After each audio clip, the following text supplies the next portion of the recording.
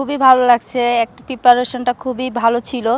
পাকিস্তানের সাথে জেতার প্র্যাকটিস ম্যাচটা পাকিস্তানের সাথে জেতার পরই খুবই সবার মন উৎফুল্ল ছিল। তো ফার্স্ট ম্যাচটা জেতার পরও আমাদের মনটা এখনও সেরকমই আছে। ইনশাল্লাহ ইংল্যান্ডের সাথে ভালো কিছুই আশা করছি।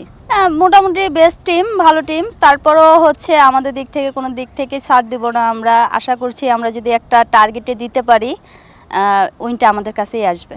বরাবরই যে টিমই আসুক না কেন বরাবরই ট্রাই করব আমার ইকোনমি বল করার, সেই উদ্দেশ্যেই আমি বল করি এবং প্র্যাকটিসে ডট বল খেলানোর চেষ্টা করি ব্যাটারকে।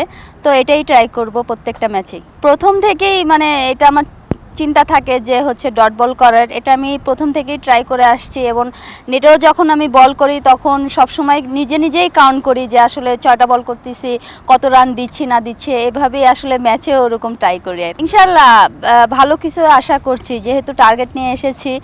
বিশ্বকাপে আসলে প্রত্যেকটা দল বলা যাচ্ছে না কে জিতবে কে হারবে, যে ভালো খেলবে সেই জিতবে। তো আশা করছি আমরা ভালো কিছুই হবে।